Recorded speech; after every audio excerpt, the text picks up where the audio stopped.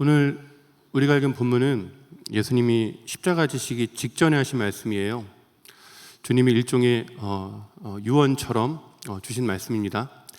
주님은 제자들에게 장차 주님이 재림하실 때 어떠한 일들이 벌어지는지 미리 알려주세요. 주님이 다시 오시는 그날 주님은 모든 민족을 그 앞에 다 모으십니다. 모든 민족을 그 앞에 모으시고 믿는 자들은 양의 무리라 하여 오른편에 세우시고 믿지 않는 자들은 염소의 무리라 하여 왼편에 세우십니다. 그때 주님 오른편에 있는 의인들을 바라보며 이렇게 말씀하세요.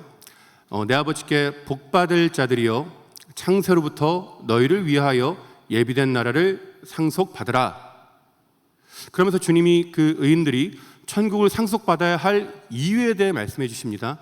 주님이 의인들을 바라보며 내가 배고플 때 너희가 먹을 걸 주었고 목마를 때 마실 걸 주었고 나그네 되었을 때 영접하였고 헐벗었을 때 옷을 입혔고 아플 때 간호해 주었고 감옥에 갇혔을 때 와서 보았느니라. 그러면서 그들을 영원한 천국으로 데려가려고 하시는 거예요. 근데 그때 그 말을 듣던 그 의인들이 굉장히 놀랍니다. 의아해해요. 왜냐하면 내가 예수님을 믿은 건 맞는데 내가 이 땅을 살아가면서 예수님을 직접적으로 대면해서 본 적이 없기 때문이에요. 예수님을 대면하여 내가 밥을 드린 적도 없고 물을 드린 적도 없고 옷을 입혀드린 적도 없고 우리 집에 재워드린 적도 없고 간호해드린 적도 면회해드린 적도 없는데 재림한 예수님이 나한테 그렇게 해줘서 고마워 말씀하시니까 의인들이 좀 당황한 거예요. 그래서 주님한테 이렇게 되묻습니다. 주님, 우리가 언제 그랬습니까? 우리가 언제 주님한테 그렇게 했습니까? 이렇게 되묻습니다. 그때 주님 말씀하십니다. 너희가 여기 내 형제 중에 지극히 작은 자에게 한 것이 곧 내게 한 것이니라. 그제야 이 의인들의 의문이 해소가 돼요. 내가 이 땅에서 만났던 지극히 작은 자들이 예수님이었구나. 내가 이 땅에서 만났던 소외된 이웃들이 바로 예수님이었구나. 그제야 알게 되는 겁니다. 우리가 이 본문을 읽다 보면 이것이 마치 행위구원을 이야기하는 것 같아요. 행위구원.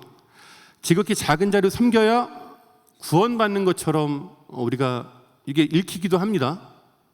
근데 우리가 믿기로는 구원은 행위가 아니라 선한 일이 아니라 오직 믿음으로만 받는다라고 믿습니다. 오직 예수님의 십자가로만 우리가 구원을 받는다라고 믿어요. 그런 의미에서 우리가 본문에서 주목해서 볼 단어가 하나 있습니다. 그건 바로 상속이에요. 상속. 주님 그 의인들에게 이렇게 말씀하셨어요. 내 아버지께 복받을 자들이여 창세로부터 너희를 위하여 예비된 나라를 상속받으라. 주님 그 의인들에게 우리들에게 천국을 주시는데 상속이란 방식으로 주시겠다라고 지금 말씀하시는 거예요. 여러분 상속이란 언제 쓰이는 말입니까? 상속은 부모님으로부터 유산을 받을 때 쓰는 말이에요. 안타깝지만 부모님이 돌아가셔야만 받을 수 있는 게 유산이고 상속입니다. 근데 재림하신 예수님이 우리에게 천국을 주시는데 상속이란 방식으로 주시겠다고 말씀하시는 거예요. 여기에 문제가 있습니다. 하나님은 죽으실 수 없어요. 하나님은 죽으실 수 없어요. 상속이라는 건 유산이라는 건 죽음을 통과해야만 줄 수 있는 건데 하나님은 죽을 수 없습니다. 그래서 죽을 수 없는 하나님이 사람이 되어 이 땅에 오셨습니다. 우리 죄를 대신하여 죽으심으로 우리에게 천국을 유산으로 상속해 주셨어요. 때문에 내가 받은 천국, 내가 받은 구원, 내가 상속받은 유산의 가치를 아는 신자들은 결국 가만히 있을 수 없습니다. 내가 받은 이 구원의 은혜가 너무나 크고 놀랍고 감격스러워서 이 은혜를 갚으려고 몸부림쳐요. 기도합니다. 그때 보이는 사람들이 있는 거예요. 세상 사람들은 다 외면할지라도 하나님은 주목해 보시는 사람. 세상 사람들에게 다 외면당하고 버림받은 사람이라 할지라도 하나님이 사랑하시고 주목해 보시는 낮은 데에 지극히 작은 자들이 내 눈에 들어오는 겁니다. 오순절날 마가다락방에 성령님이 강림하십니다. 120명의 제자들이 성령의 충만을 받죠. 그때 베드로의 그 유명한 설교를 통해 3,000명이 회심을 합니다. 그리고 나서 사도행전 2장을 지나 3장에 가면 베드로와 요한이 제9시 오후 3시에 기도 시간에 맞춰서 성전에 기도하러 올라갑니다. 그때 성전 미문, 아름다운 문이라고 불리는 그 앞에서 한 장애인이 구걸을 하고 있었어요. 이 사람은 나면서부터 걷지 못하게 된 장애인이었고 평생을 그곳에서 구걸을 했습니다. 연애자처럼 그 사람이 구걸을 하고 있고 베드로와 요한이 그 옆을 지나갑니다. 근데 베드로와 요한이 그 장애인을, 그 노숙자를 주목해서 봐요. 그러더니 이렇게 이야기합니다. 은과 금은 내게 없거니와 내게 있는 것으로 내게 주노니 나사렛 예수 그리스도의 이름으로 일어나 걸어라. 그러면서 그의 손을 잡아 일으키니 발과 발목에 힘을 얻고 그가 걷기 시작합니다. 놀라운 기적이 일어난 거예요. 그런데 베드로와 요한이 이 만난 미문의 장애인, 예수님의 이름으로 일으킨 이 장애인을 그날 처음 봤을까요? 그날 처음 봤을까요? 아니에요. 평생을 지나치던 사람이에요. 평생을 보고도 외면했던 사람이에요. 평생을 보고도 그냥 지나쳤던 사람이에요. 그런데 왜 그때 평소에 하지 않던 일을 했을까요? 왜 평생을 지나쳤던 그 노숙인 장애인을 주목해서 봤을까요? 그의 손을 잡아 일으켰을까요? 무엇이 그 차이를 만들어냈을까요? 답은 간단합니다. 성령 충만했기 때문이에요. 베드로와 요한이 성령 충만했기 때문입니다. 차이는 그거 하나밖에 없어요. 여러분, 성령 충만이 무엇입니까? 성령님으로 내 마음이 충만해진 거예요. 내 마음이 성령님의 마음 된 겁니다. 하나님의 마음 된 거예요. 내 마음이 하나님 마음 되니까 내가 평생을 지나치던 장애인이, 노숙인이 이전과 같이 보이지 않는 거예요. 하나님의 마음으로, 하나님의 눈으로 보니까 이 남이 아닌 거예요. 남이 아니에요. 자식이에요. 하나님 마음과 눈으로 자식이잖아요. 그러니까 베드로와 요한이 그냥 못 지나치는 거예요. 그의 손을 잡아 일으킨 겁니다. 성령 충만의 가장 강력한 증거는 긍휼이에요. 긍휼입니다. 불쌍히 여기는 마음이에요. 내 마음이 하나님 마음 된 거예요. 내 눈이 하나님 눈 된 겁니다. 때문에 오늘 우리가 읽은 본문에서 나오는 이 의인들, 구원받은 의인들은 구원받기 위해 작은 자들을 섬긴 게 아니라 내게 주신 구원의 은혜가 너무나 감사하여 자발적으로 작은 자를 섬긴 거예요. 내 안에 계신 성령님께서 충만함으로 역사하심으로 내 마음이 하나님 마음 되므로 지극히 작은 자들을 그냥 외면할 수 없었던 겁니다. 주님은 이 말씀을 제 인생의 말씀으로 주셨어요. 제 인생의 모토로 주셨습니다. 주님은 저에게 작은 자들을 위해 살라라는 감동을 주세요. 지극히 작은 자가 곧 예수님이라는 감동 주십니다. 그래서 제가 22살에 신학교를 들어가고 그 신학교 들어가자마자 노숙인들과 장애인들을 만나기 시작했어요. 청량역과 서울역 용산역에 있는 노숙인들을 만나고 함께 식사하고 먹을 거 챙겨드리고 손잡고 기도해드리고 복음 전하고, 그리고 제가 있던 신학교에서 또 장애인 봉사 동아리가 있어서 동아리 활동도 하고, 동아리와는 별개로 방학 되면 장애인 캠프를 다닙니다. 또 소록도의 한센인 어르신들을 또 만나러 가요. 하루는 제가 매주 금요일마다 삼각산에 철야기도하러 올라갔는데, 이제 삼각산을 가려고 이제 제가 밤에 지하철을 타러 갑니다. 근데 지하철역 계단 앞에 웬 노숙자가 구걸을 하고 있었어요. 제가 그 사람이 유독 눈에 띄었던 건 그 사람이 너무 젊었어요. 보통 노숙자들은 40대, 50대, 60대거든요. 근데 이 사람은 아무리 봐도 30대인 거예요. 젊은 사람이 지하철역 계단에 깡통 하나 들고 두고 잠바도 안 걸치고 벌벌 떨면서 구걸을 하고 있으니까 제가 너무 마음이 아프더라고요. 그래서 제가 주머니에 있는 거 이분 손에 쥐어드리고, 그리고 그때 제가 입고 있던 잠바를 벗어서 그분에게 입혀드립니다. 그러니까 이분이 제가 잠바를 입혀드리니까 흠칫 놀라서 저를 이렇게 한번 쳐다보시더라고요. 그래서 제가 예수님에 대하여 이야기하고 말씀드리고 격려해드리고 인사를 하고 저는 이제 지하철을 타고 이제 삼각산에 갑니다. 거기 도착을 하니까 같이 기도하러 가는 멤버들이 있거든요. 신학교 선후배들이 있거든요. 저를 너무 이상하게 보는 거예요. 아니 겨울에 밤 11시부터 새벽 5시까지 그 산에서, 물론 기도원 아니지만 춥거든요. 올라가고 내려가고 추워요. 근데 거기에서 밤새 기도해야 되는데 라운드 티 하나 입고 오니까 너무 이상하게 보는 거예요. 아니 아무리 가난해도 저거 너무한 거 아니야? 막 이런 식으로 보는 거예요. 제가 뭐 잠바 벗어주고 왔어요? 말할 수 없잖아요. 그렇게 밤 11시부터 새벽 5시까지 기도합니다. 근데 놀라운 일이 일어나요. 그 밤에 제가 하나도 안 추웠어요. 하나도 안 추웠어요.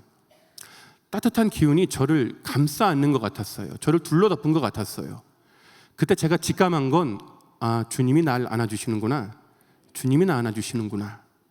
그래서 하나도 안 춥고 따뜻하게 밤새 기도합니다. 그리고 나서 며칠 뒤에, 얼마 뒤에 제가 또 삼각산에 기도하러 가요. 그날은 눈이 많이 내리는 날이었습니다. 평창동 정류장에 내려서 이 산길을 올라가려고 하는데 저기 앞에 웬 사람이 하나 쓰러져 있는 거예요. 제가 깜짝 놀라가지고 황급히 달려가서 이렇게 정신 차리세요 하니까 다행히 정신을 차리셨습니다. 그래서 제가 아저씨한테 아저씨 그 댁이 어디세요? 제가 모셔다 드릴게요. 이렇게 말하니까 이 아저씨가 말이 없어요. 말을 안 하시고 그냥 손가락으로 이렇게 어디를 가리키는 겁니다. 그래서 제가 이게 어딘가에서 보니까 요 인도가 있고 가운데 차도가 있고 맞은편 인도에 교회가 있습니다. 금요일 밤이니까 교회가 불이 켜져 있었겠죠. 그 교회 뒤쪽으로 삼각산 능선이 쭉 올라가는 거예요. 그 교회의 지붕 높이쯤 되는 산자락에 천막이 있었습니다. 천막. 양옆이 막히지도 않았어요. 그냥 비만 가리려고 장대에다가 천 하나 된 천막이 하나 있었습니다. 저는 이제 노숙자구나라는 걸 안 거예요. 제가 이분에게 그 아저씨 이렇게 추운데 이 길바닥도 안 되고 아저씨 집도 안 돼요. 여기 교회 불 켜져 있잖아요. 교회 가보세요. 교회 가면 사람들이 도와줄 거예요. 제가 말씀드렸습니다. 근데 이분이 또 말이 없어요. 한 30초간 가만히 계시다가 나지막한 목소리로 뭐라 그러시냐면 교회 가면 사람들이 싫어해서 못 가요.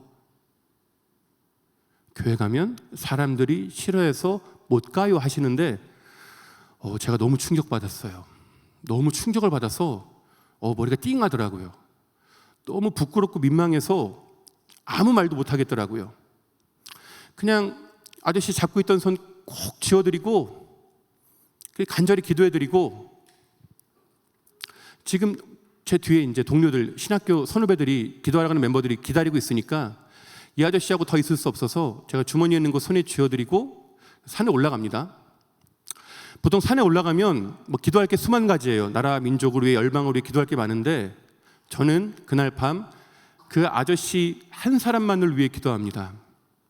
아저씨 한 사람만을 위해 밤새 기도해요.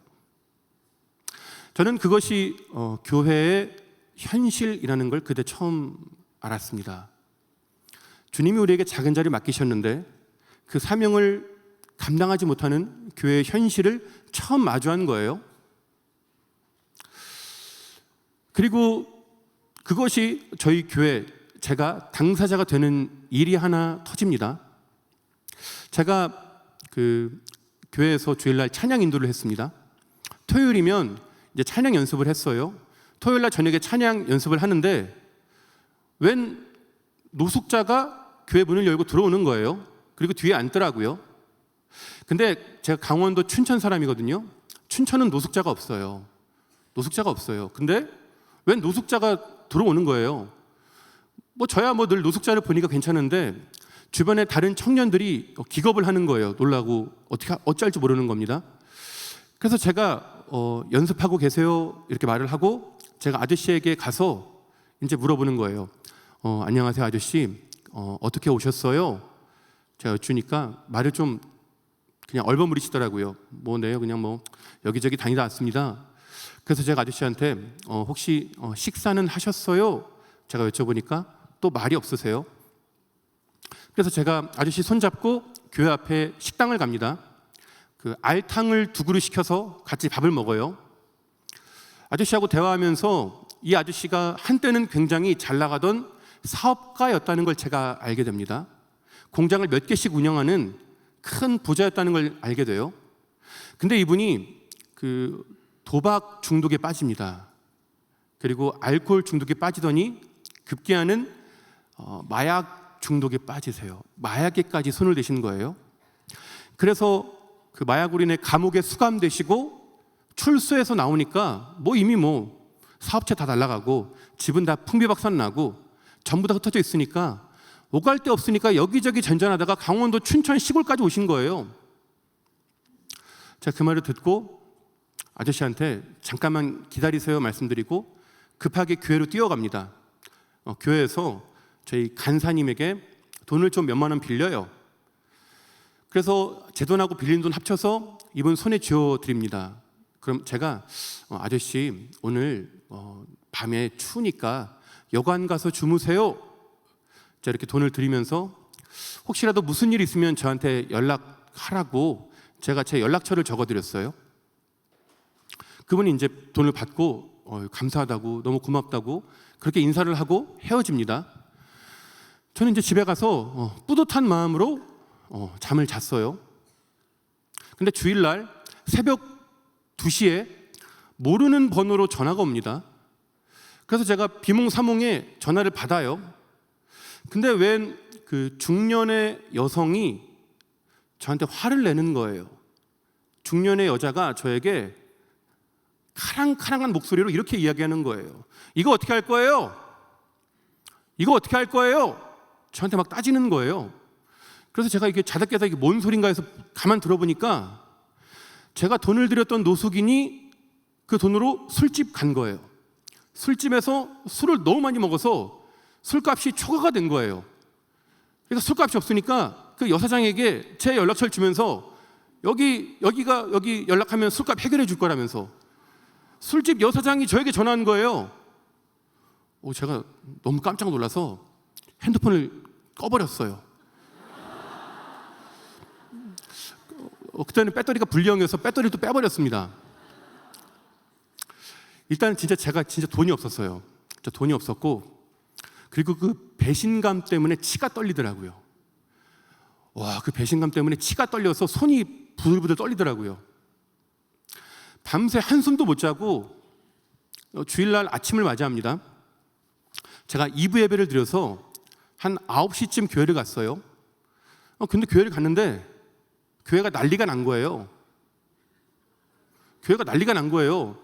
이게 뭔 일인가 보니까 그 아저씨가 주일날 1부 예배 때 들어와서 행패를 부린 거예요. 저 어딨냐고. 주일 1부 예배 때 와가지고 다 뒤집어 놓은 거예요. 그러니까 제가 너무 민망해서 고개를 못 들겠더라고요.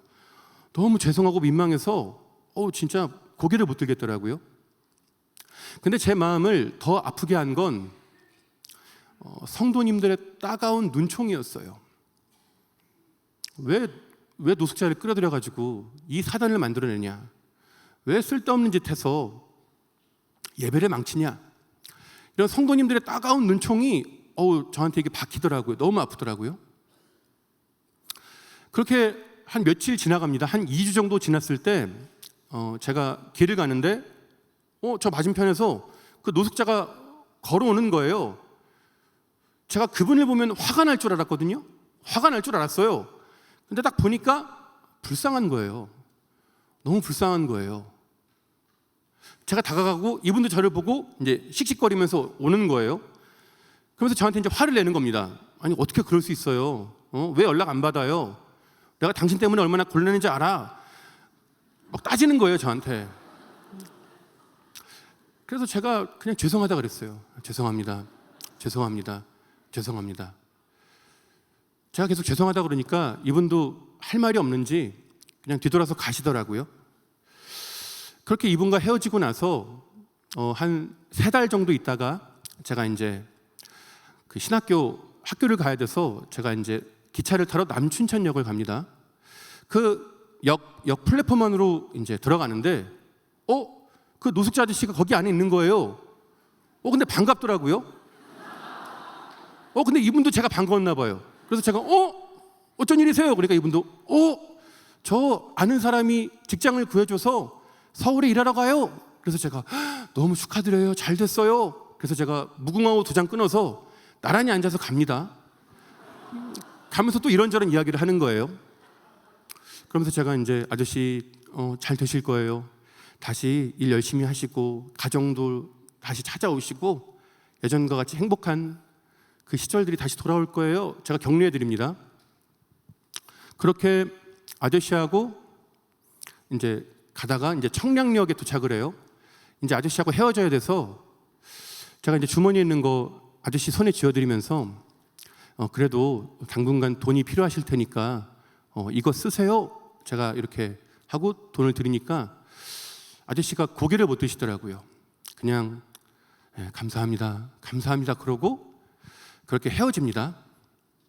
그렇게 아저씨를 위해서 기도하고 있었는데 한 6개월 정도 지난 다음에 교회에 편지가 와요. 교회에 제 앞으로 편지가 옵니다. 근데 보니까 그 아저씨였어요. 그 아저씨가 저한테 편지를 보내신 거예요. 근데 편지의 발신처가 교도소였어요. 교도소였어요. 그러니까 이분이 또 그 마약에 손을 대신 거예요. 그래서 또 감옥에 수감되신 겁니다. 그래서 이분이 굉장히 그 3페이지짜리 편지를 써서 보내셨는데 이런 내용이었어요. 진규 씨 잘 지내시죠? 저는 지난 5월 8일 수감되어 3개월 남짓 교도소 생활을 하고 있습니다. 교도소에서 진규 씨 생각이 참 많이 났어요. 지금까지 많은 그리스도인들을 만나왔지만 진규 씨 같이 진실된 믿음을 가진 사람은 처음 봤어요. 제가 이 감옥에서 개과천선하여 나중에 출소하면 진규 씨가 목회하는 교회에서 함께 신앙생활하고 싶어요. 그때 저를 잘 이끌어 주세요. 이런 편지를 저한테 보내신 거예요. 제가 그 편지를 읽고 너무 감사하고 또 너무 죄송하더라고요. 제가 그 편지를 지금도 가지고 있어요. 가끔씩 힘들고 지칠 때 그 편지를 꺼내서 읽습니다. 그때부터 제가 기도하기 시작해요. 하나님, 이 아저씨 성함이 김경자 진짜예요. 이 아저씨가 언젠가 출소해서 저를 찾으러 올 텐데 이 아저씨가 마음 놓고 신앙생활할 수 있는 교회를 개척하거나 제가 그런 공동체에서 신앙생활하게 해주세요. 제가 기도했습니다. 신실하신 하나님은 제 기도에 응답해 주셨어요. 제가 주일날 협동으로 사역하는 교회는 노숙자들이 언제라도 들어올 수 있는 교회입니다. 노숙자들이 아무 거리낌 없이 들어올 수 있는 교회예요. 작은 개척교회인데 노숙자들의 밥을 챙겨주고 필요를 채워주는 그런 교회입니다. 근데 한 번은 저희 교회 담임 목사님과 성도님들이 그 인근에 그 90명 정도의 노숙자들이 모여 있는 곳이 있었어요. 광장 같은 작은. 그 목사님과 성도님들이 매주마다 거기 나가서 빵하고 음료를 나눠줍니다. 근데 그때 그 90명의 노숙인 중에 그 대장인 분이 저희 담임 목사님에게 전도를 받고 그 길거리에서 회심을 해요. 예수님을 구주로 고백하고 영접합니다. 그러면서 이 대장 노숙인이 내가 술을 끊겠노라며 저희 교회에 들어와 살기 시작해요. 교회 이 장의자에서 누워서 자고 밥 먹고 모든 예배를 다 드립니다. 이분이 2년 동안 교회에서 생활하면서 결국 술을 끊어요. 술을 끊습니다. 그리고 아파트 경비를 시작해서 몇 년째 하고 계세요. 그리고 자기 집을 얻어서 밖에 나가서 자립하셨습니다. 그리고 몇 달 전에 저희 교회에서 집사 직분을 받으셨어요. 그러니까 저는 그 모습을 가까이서 지켜보면서 한 가지 깨달은 거예요. 복음이 변화시키지 못할 사람은 없다는 걸 깨달았습니다. 복음은 모든 사람을 변화시키는 능력이라는 걸 깨달았어요. 복음이 비집고 들어가지 못할 마음은 없다는 걸 깨닫습니다. 노숙자들 중에 대장, 가장 와일드한 분이 복음으로 변화된 거예요. 이 대장이 변화되었다는 소식이 이 노숙인 그 커뮤니티에 순식간에 퍼집니다. 난리가 나요. 그 형님이 술을 끊었다고? 진짜? 그러면서 술 끊은 형님을 확인하겠다면서 저희 교회에 몰려오기 시작합니다. 노숙인들이 교회 오는 건 좋아요. 교회 오는 건 좋은데 문제는 술이 취해서 온다는 거예요. 술이 이만큼 취해서 교회로 옵니다. 제가 그 찬양인도 하면, 제가 찬양인도를 앞에서 하고 있으면 이 노숙자들이 그 코러스를 넣어요. 화음을 넣습니다. 트로트로 화음을 넣으시면 제가 정신을 바짝 차리지 않으면 음을 뺏겨요. 저도 모르게 찬양이 너무 구성진 거예요. 제가 정신 바짝 차리고 찬양을 인도를 해야 되고, 제가 앞에서 제가 설교하고 있으면 막 질문하십니다. 가족 관계가 어떻게 되냐고, 뭐 재산이 어떻게 되냐. 저도 모르게 막 대답이 나와요. 근데 저희는 노숙자들이 술이 취해오고 뭐 그렇게 막 조금 난동을 부려도 저희는 안 쫓아내요. 안 쫓아냅니다. 왜냐하면 이 노숙자가 복음을 들을 마지막 기회일 수 있기 때문이에요. 노숙자들은 오랫동안 거리에서 먹고 자면서 몸이 다 상했어요. 그래서 행렬병이라는 게 있습니다. 겉으로 보기엔 멀쩡한데 다 속이 골아 있어요. 그러니까 멀쩡해 보이는 사람이 하루아침에 죽습니다. 저희 교회에 나오던 건장한 노숙인도 어느 날부터 안 보여서 궁금해했는데 다른 분 통해서 이제 얼마 전에 돌아가셨다고. 그러니까 저희 입장에서는 이분들이 술을 먹고 와고 뭐 어떤 일을 해도 안 쫓아내요. 복음을 들을 마지막 기회일 수 있기 때문입니다. 그렇게 하루는 노숙자 새신자 둘이 옵니다. 둘이 친한지 나란히 앉았어요. 이제 담임 목사님이 설교하실 때 제가 이제 설교를 듣고 있는데 그 어디선가 그 사람의 그 욕소리가 들려왔습니다. 길거리에서 들을 수 있는 욕소리가 들리는 거예요. 보니까 이 새로운 노숙자 둘이 시비가 붙은 거예요. 서로 욕을 하더니 급기야는 주먹 다짐을 하는 겁니다. 치고받고 싸우는 거예요. 제가 너무 깜짝 놀라서 황급히 뛰어가서 뜯어 말립니다.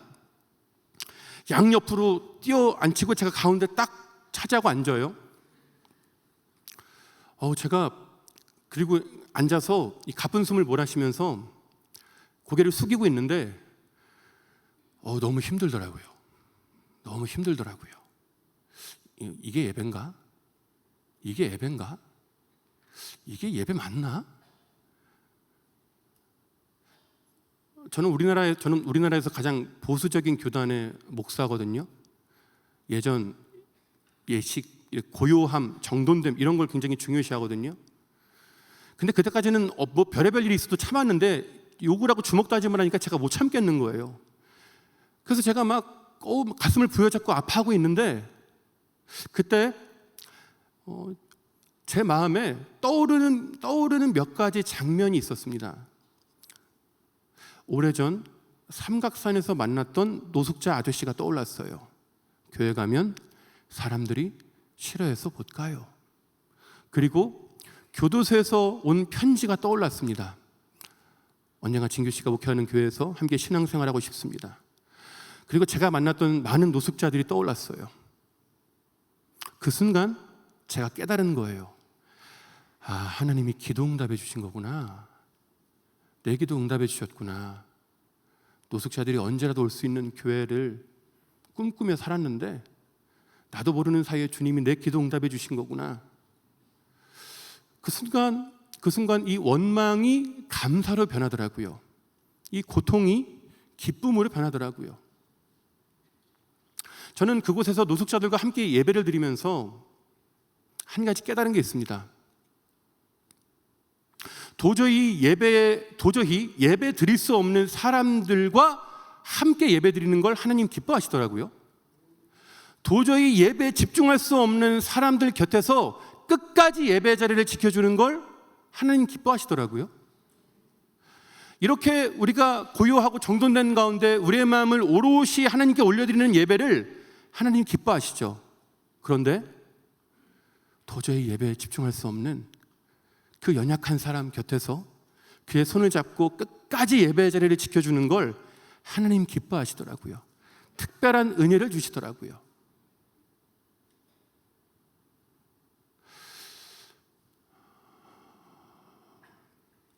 혹시라도 교회에 여러분이 속한 순회 어떤 그룹에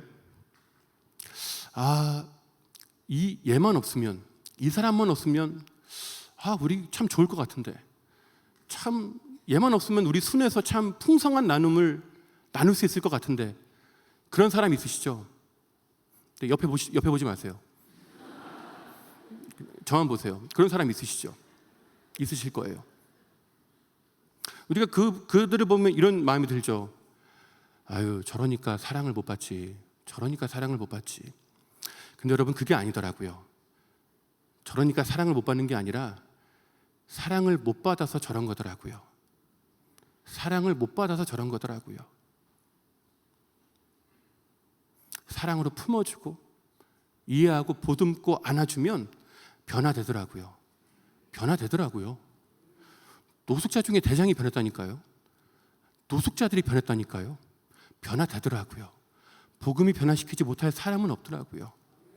평생 상처받고 외면받고 힘든 가운데 자기를 지키기 위해 온몸에 가시를 달고 사는 그 사람을 내가 품어주고 안아줄 때 결국 그가 변화되더라고요. 그 사람이 변화된 거를 목격한 공동체가 가지는 힘이 얼마나 강력한 줄 아세요? 그 공동체는, 그 교회는 세상이 감당치 못해요. 그 교회는 누구라도 오면 변화됩니다. 기존의 그리스도의 사랑으로 똘똘 뭉친 그 공동체로 인해 누가 와도 변화가 돼요. 부디 바라기는 우리 한성교회가 이미 그런 공동체일 줄 믿습니다. 더 그런 아름다운 공동체로 변화될 줄 믿습니다. 신실하신 하나님은 저를 노숙인 사역만이 아니라 장애인 자립사역에 부르셨어요.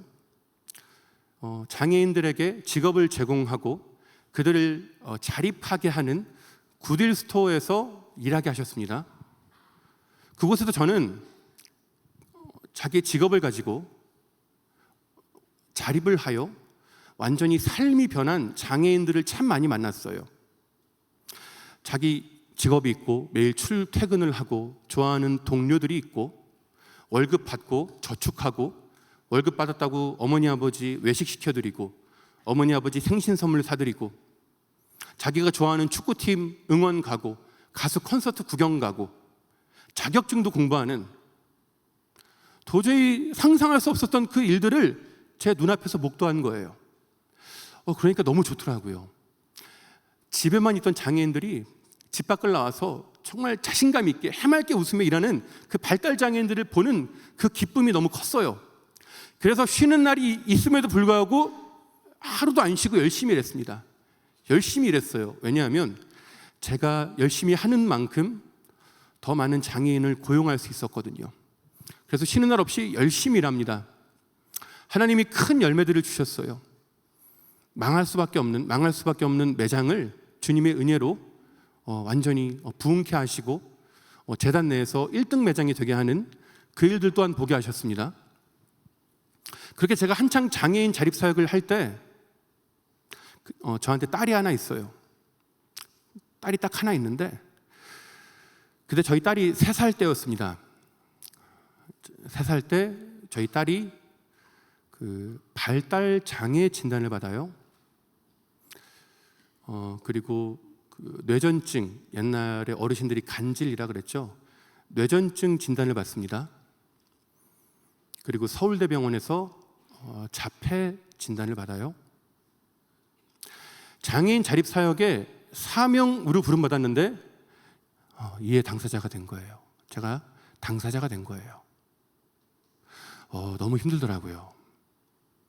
너무 힘들더라고요. 제가 하루는 터덜터덜 길을 걷다가 무심히 하늘을 보면서 혼잣말로 이랬어요. 혼잣말로 엄마 아빠랑 살 때도 그렇게 힘들었는데 또 그러시네. 왜 나한테만 그러시지? 저렇게 하소연할 때도 있었어요. 제가 어머니 아버지랑 살 때 진짜 힘들었거든요.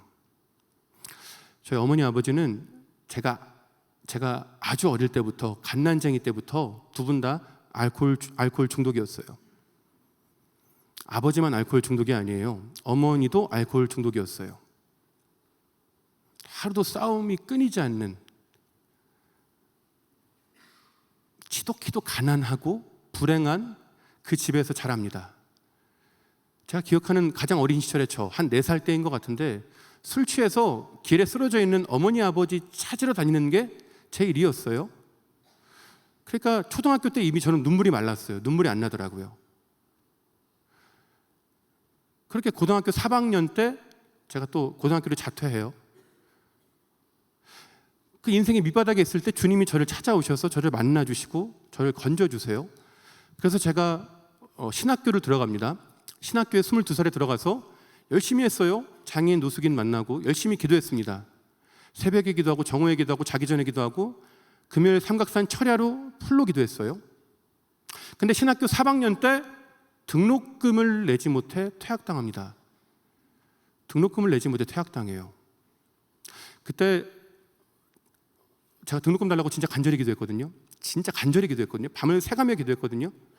그리고 그때 학교에서 저한테 그 장학금으로 90만 원 준 게 있었어요. 90만 원.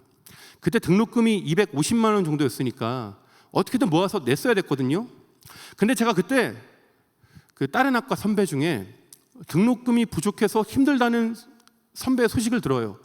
그래서 제가 그 90만 원을 그 선배 줍니다. 이 선배는 등록금 내고 졸업해요.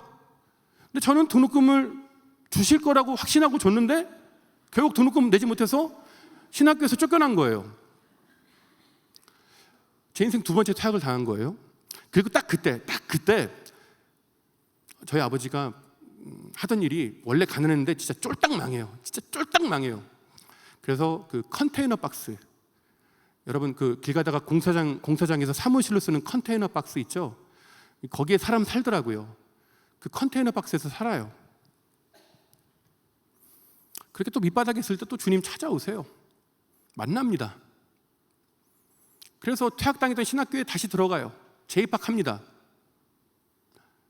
1등 장학금 받아요. 학생회장 합니다. 졸업해요. 신학대학원 가요. 큰 교회 전임 사역도 시작합니다. 근데 그때 또 집에 큰 폭풍이 찾아와요. 아버지가 어떤 일을 일으키셔서 어머니가 큰 충격받고 우울증이 깊어지시더니 어머니가 조현병 걸리십니다. 어머니가 조현병 걸려서 제가 대학병원 정신과 가니까 지금 당장 입원하라 그래서 제가 어머니 대학병원 8층 정신병동에 입원시켜드려요.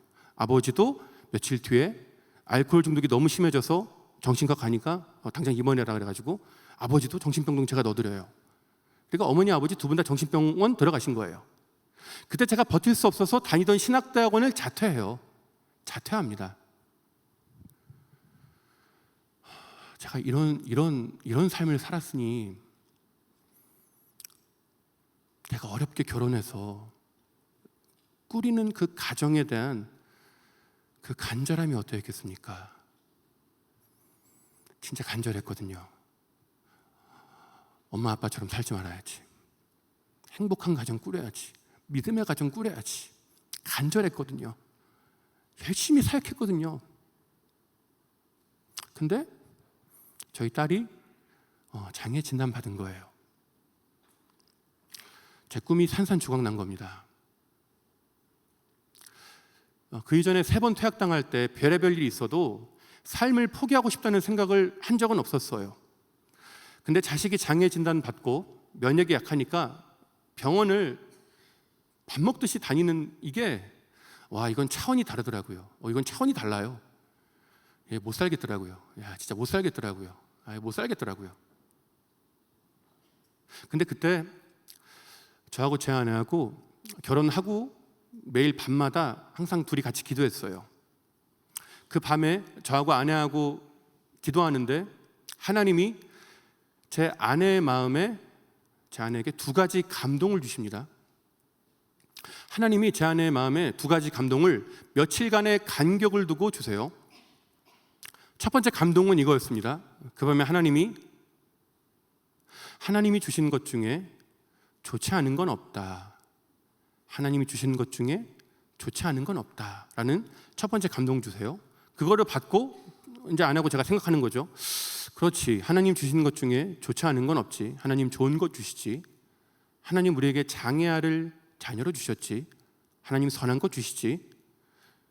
그 첫 번째 감동이 있고 며칠 뒤에 하나님이 두 번째 감동을 제 아내에게 주십니다. 그 밤에 하나님이 자식의 장애는 부모가 선택한 게 아니라 하나님이 허락하신 거다.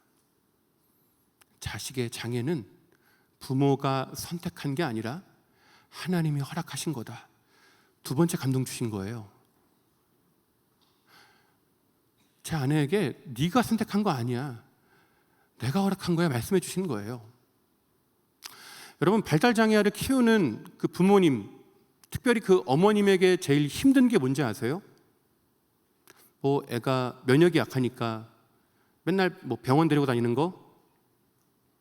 그리고 우리나라는 그 발달장애아 재활 치료 비용이 전부 다 비급여예요.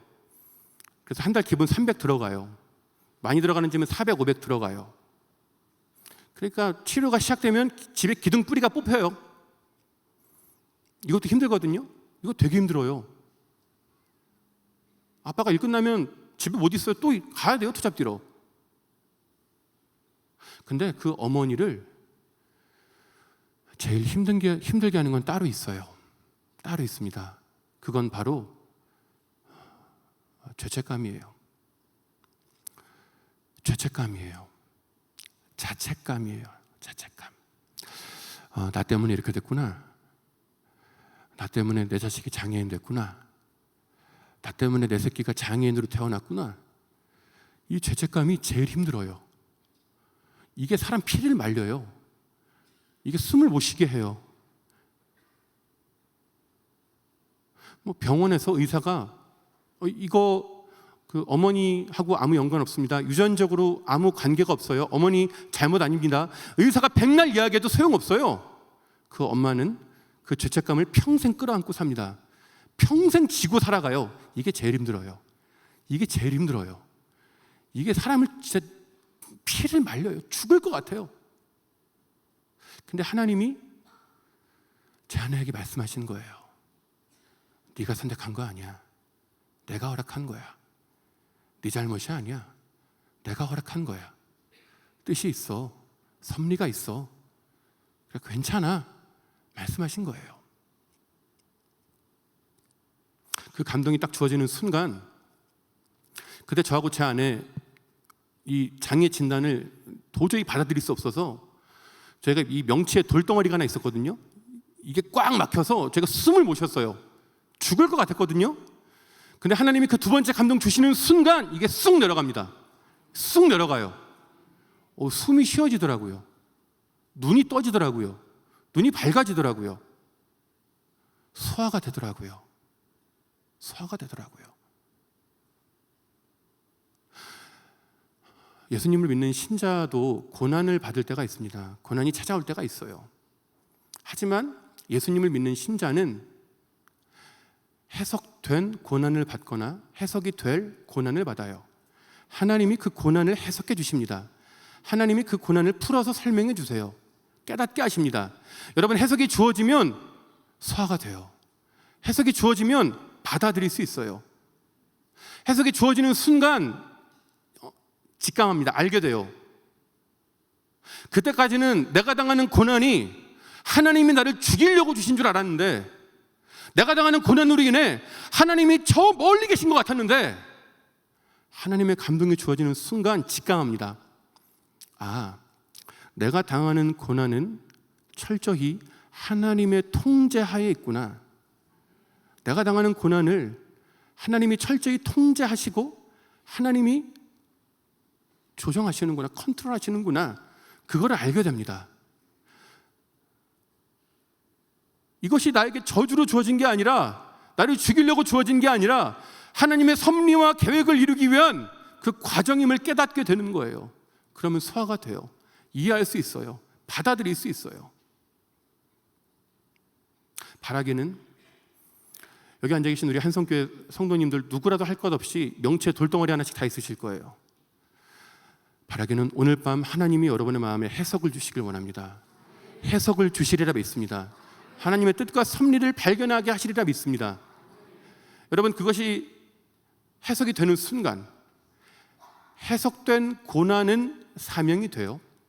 해석된 아픔은 사명이 됩니다. 그게 해석이 되고 나서 제 눈빛이 바뀌어요.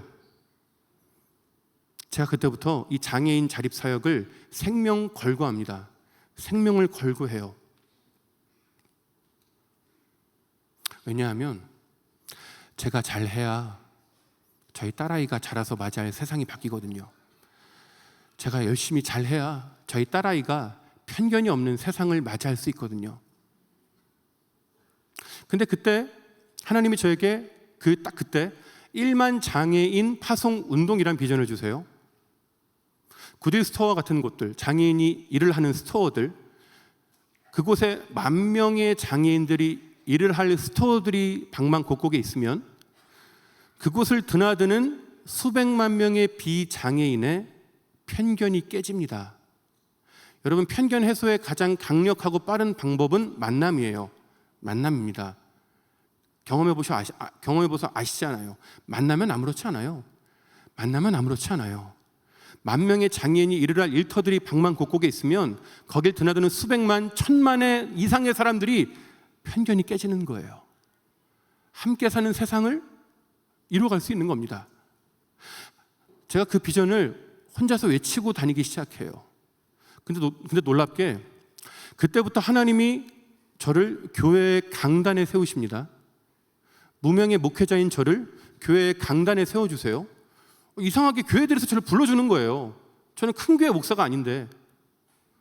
그리고 무명의 목회자인 제가 책을 내게 하십니다. 작은 자의 하나님이란 제 첫 번째 책이 나와요. 그 책이 나온 지 한 달 만에 1쇄가 다 나가요. 그 베스트셀러에 올라갑니다.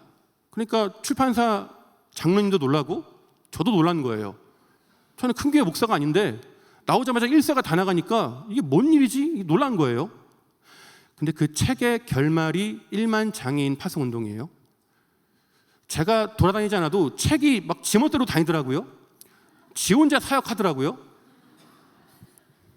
그러다가 그 책이 그 베스트셀러 순위에 있으니까 그 새롭게 하소서, CBS 새롭게 하소서 작가님이 그거를 발견하고 제 책을 주문해서 본 거예요. 그리고 저한테 방송에 나와달라고 한 겁니다. 그래서 제가 제가 나가겠습니다 해서 이제 녹화 날 제가 CBS에 갑니다. 그 작가님이 작가님 3분이 계셨는데 전부 다 제 책을 봤다면서 보여주시는데 제가 깜짝 놀랐어요. 제 책 간증집이거든요. 근데 무슨 수능 문제집 보듯이 보셨더라고요. 밑줄을 다 그어놓고 포스트잇을 빼곡하게 붙여놓고 그러니까 완전히 제 삶을 분석해 놓으신 거예요. 그러면서 이제 그 메인 작가님이 저에게 그러더라고요. 작가님이 목사님 그 방송 나가면 후원금 많이 들어올 거예요. 그러시는 거예요. 그러니까 이분이 오랫동안 그 방송을 하시니까 이 정도 사연이면 그래도 어느 정도 후원금이 들어오겠다 그런 걸 저한테 알려주신 거예요. 근데 그 금액이 어마어마하더라고요. 그렇게 녹화를 합니다. 그 방송 보신 분은 아시겠지만 그 방송 말미에 그 메인 MC 주영훈 집사님이 펑펑 울어요. 근데 그때 그 방송은 안 나왔지만 거기에 있는 다른 MC 분들하고 거기 안에 있는 분들 다 울었어요. 하나님이 큰 은혜 주셨습니다. 큰 은혜 주셨어요. 그렇게 방송이 나갑니다. 반향이 어마어마했어요. 일주일 내내 CBS에서 틀어주고 유튜브로도 조회수가 많이 나왔습니다. 유튜브 본방송이 한 50만 정도 나오고 그 쇼츠를 몇 개 만들어 주셨는데 쇼츠 중에 하나가 그 150만이 넘게 봤어요. 그러니까 장애인 자립 사역 1만 장애인 파송 운동이 삽시간에 한국교회에 퍼진 거예요. 삽시간에 한국교회에 퍼진 거예요. 교회들이 앞다투어서 물품을 기증하고 막 가는 겁니다. 구딜 스토어로. 놀라운 일이 일어난 거예요. 그렇게 방송 나가고 그 다음날 그 작가님에게 연락이 옵니다. 목사님 후원 계좌 알려주세요. 이제 후원금 요청이 쇄도하니까 저한테 후원 계좌 알려달라고 전화하신 거예요. 근데 제가 그때 3초간 갈등하다가 잠깐 기도하고 제 개인 계좌가 아니라 그 굿윌스토어 계좌를 알려드려요. 그래서 방송을 본 분들이 후원금을 보내는 게 굿윌스토어로 갑니다. 그것을 통해 그것이 시드가 되어서 매장이 몇 개가 더 생기고 더 많은 장애인들이 고용되는 그 씨앗이 됐어요. 저는 너무 기뻤거든요. 근데 이제 주변에서는 난리가 난 거예요. 제가 이제 고생하는 걸 아시니까 지인들이 아니 방송 보고 그냥 기증 물품만 보내도 충분한데 왜 후원금 안 받았냐? 왜 쓸데없는 짓 하냐? 저한테 막 뭐라 그런 거예요. 근데 저는 괜찮았어요.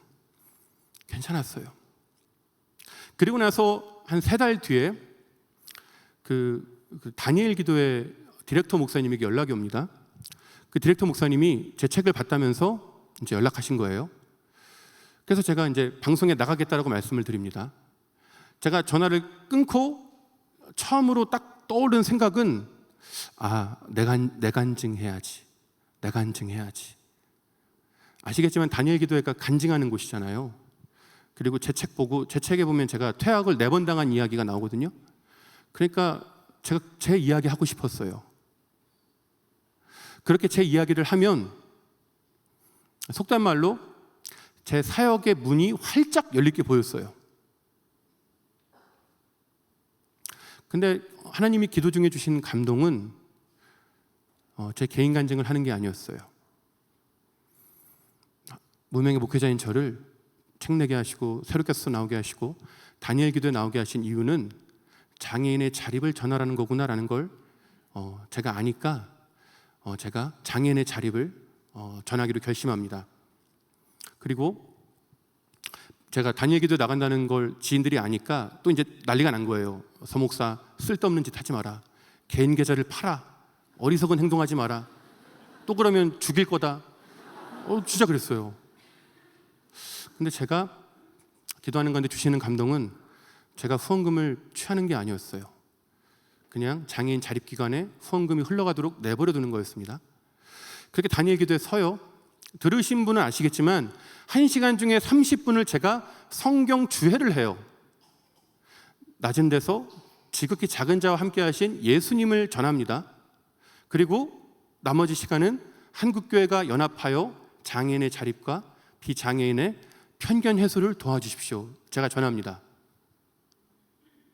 그 다니엘 기도회 끝나고 이제 집으로 돌아가는데 그 차 안에서 저하고 제 아내하고 너무 기뻤어요. 하나님이 하늘의 기쁨을 쏟아부어 주시는데 너무 기뻤어요. 제 평생 그렇게 기쁘고 행복했던 날이 없을 정도로 하나님이 진짜 은혜를 진짜 쏟아 부어 주시더라고요. 제가 하고 싶은 말이 아니라 하나님이 감동 주신 말씀을 전했더니 하나님이 그 기쁨을 선택했더니 하나님이 너무 저를 흡족하게 여기시고 기뻐하시는 게 느껴지더라고요. 그 기쁨을 쏟아부어 주시는데 이거는 제가 평생 못 잊어요. 평생 못 잊습니다. 그렇게 다니엘 교대가 끝나고 제가 이제 어디를 가도 교회들에서 굿윌스토어가 뭔지 알아요. 장애인 자립을 위해서 뭘 해야 할지 아시더라고요. 그리고 동역해 주시더라고요. 하나님이 저의 아픔이 사명되게 하시어 무명의 목회자인 저를 통해 놀라운 일을 이루신 걸 제 2눈으로 보게 하신 겁니다. 여러분, 하나님이 기쁨을 위해 사십시오. 그게 제일 즐거워요. 그게 제일 행복해요. 여러분, 누군가를 정말로 사랑하게 되면 그 순간부터는 더 이상 내 기쁨이 중요하지 않아요. 내 기쁨은 중요하지 않아요. 내가 사랑하는 사람이 기뻐하는 게 제일 중요해요. 그게 사랑이에요. 우리를 사랑하신 예수님은 당신께서 십자가에서 죽으심으로 우리가 구원받아 주님과 영원히 함께 살 것을 아셨기에 주님이 기쁨으로 십자가를 지셨거든요. 우리의 기쁨을 위해 주님이 십자가에서 죽으셨거든요. 그 사랑받은 우리가 하나님의 기쁨, 예수님의 기쁨을 위해 살아갈 때 우리 인생에 가장 큰 만족이 있습니다. 큰 기쁨이 있어요. 세상 그 무엇과 바꿀 수 없는 그 평안과 기쁨이 충만합니다. 그 기쁨을 사모하시고 그 기쁨을 누리시기를 축원합니다. 말씀의 결론입니다. 제 아내하고 연애할 때 제 아내가 가난한 저를 참 잘 챙겼어요. 옷도 사서 입히고 신발도 사서 신기고, 그리고 그때 제가 몸이 되게 안 좋아서 막 길거리를 가다가 픽픽 쓰러졌어요.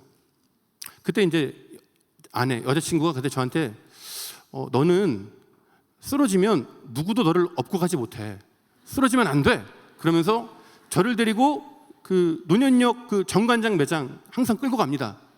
홍삼 진액, 이게 여처럼 꾸덕꾸덕한 거 있어요. 요만한 거 한 병에 30만 원짜리를 만날 때마다 사줘요. 집에 이만큼 쌓아뒀습니다. 그때 당근이 없었어요.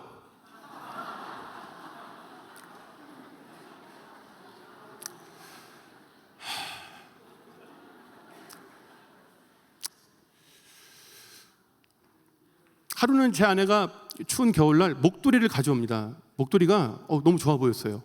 일단 그 재질도 너무 좋은데 더 좋아 보인 건 길었어요.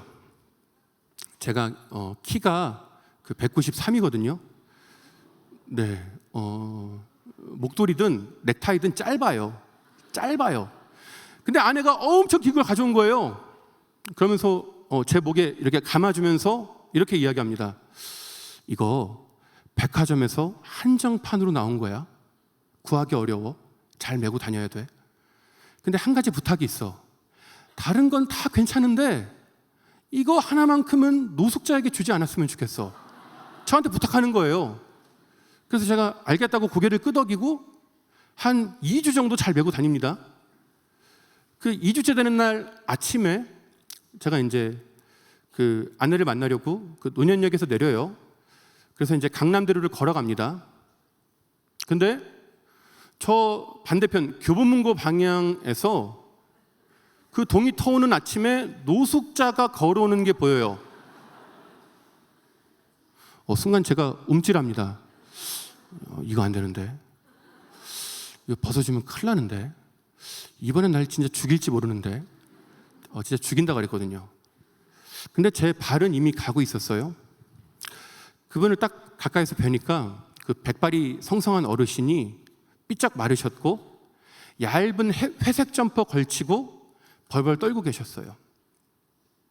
그래서 제가 주머니에 있는 거 손에 쥐어드리고 목도리를 벗어서 그분 목에 감아드립니다.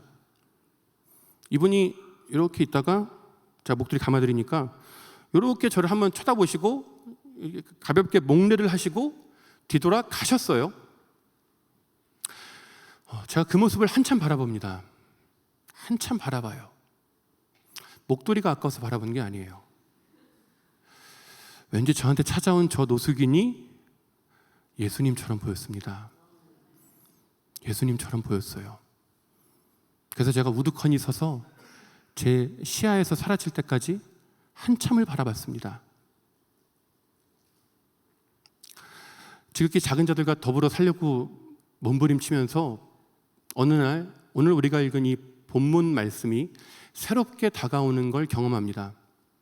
저는 이 말씀이 지극히 작은 자에게 한 것이 곧 내게 한 것이니라, 이거 작은 자들을 위해서 주신 말씀이라고 여겼거든요. 예수님이 이제 승천하시니까 이 땅에 남은 제자들에게 작은 자들 그냥 맡기신 말씀으로만 여겼어요. 근데 제가 작은 자들과 더불어 살다가 말씀이 새롭게 깨달아지는 겁니다. 이 말씀이 제자들을 위한 말씀이었더라고요. 제자들을 위해 주신 말씀이었더라고요. 이제 곧 십자가 지시고 부활하시고 승천하실 예수님을 그리워할 제자들에게 예수님을 만나는 방법을 알려주신 거예요. 주의 길을 걷다가 몹시도 곤고하고 마음이 무너져 죽게 되었을 때 예수님께 찾아가는 길을 알려주신 거예요.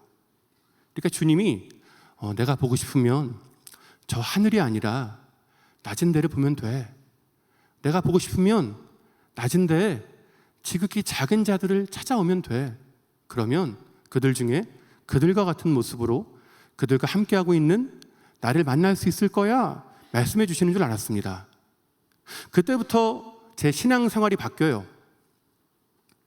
우리가 하늘을 향해 아무리 울부짖어도 응답이 없을 때가 있어요.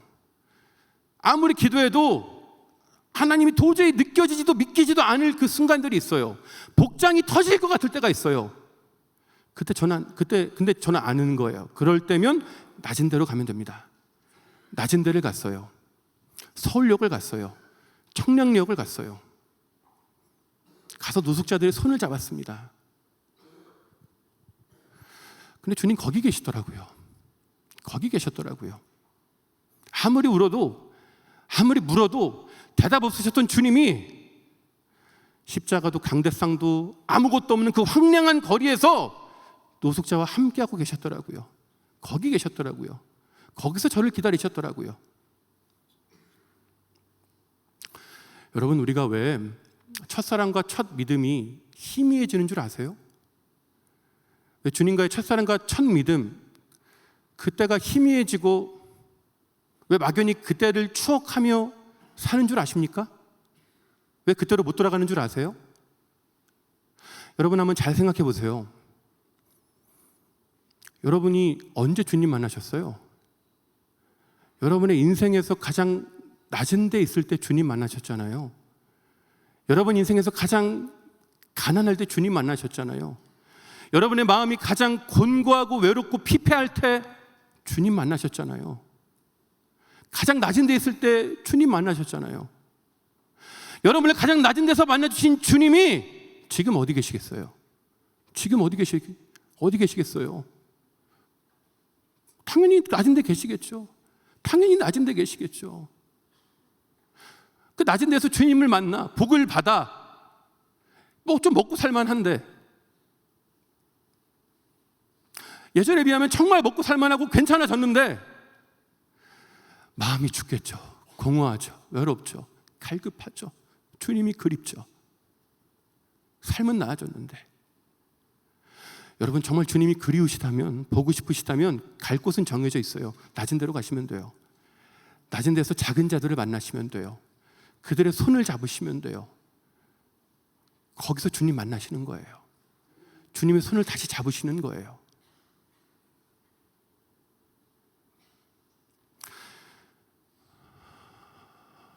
주님 약속하신 대로 분명히 다시 오십니다. 주님 다시 오실 때 우리는 양의 무리에 서서 오실 주님을 맞이할 거예요. 그때 주님 우리에게 고맙다고 하실 겁니다. 여러분은 한 분 한 분 바라보시며 주님이 고맙다고 하실 거예요. 아무개야 참 고마웠다. 나 배고플 때 먹을 거 줘서 고마웠다. 나 목마를 때 마실 거 줘서 고마웠어. 나 추울 때 옷 벗어줘서 고마웠다. 나 집이 없을 때 돌봐줘서 고마웠어.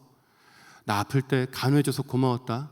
나 갇혔을 때 면회해줘서 고마웠어. 주님은 우리에게 고맙다고 말씀하실 거예요.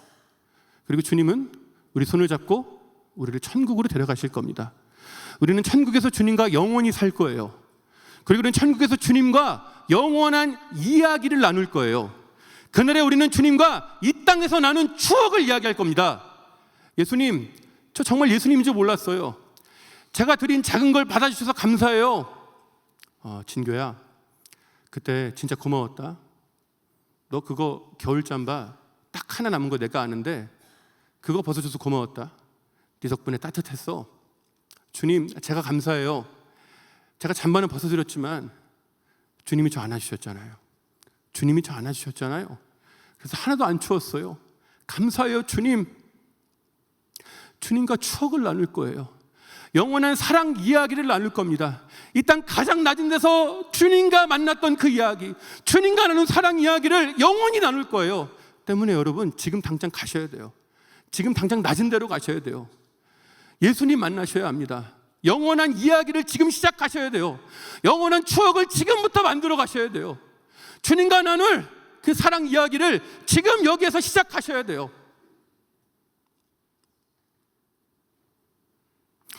우리가 주님께 가는 날 우리는 아무것도 못 가져가요. 이 땅에서 내가 일궈놓은 거 아무것도 못 가져가요. 내 돈도 명예도 권력도 집도 아무것도 못 가져갑니다. 그런데 여러분, 천국에 가져갈 수 있는 게 하나 있어요. 딱 하나 있습니다. 사람 가져갈 수 있어요. 사람 가져갈 수 있습니다. 주님 본문에서 말씀하셨어요. 너희가 여기 내 형제 중에 지극히 작은 자에게 한 것이고 내게 한 것이니라.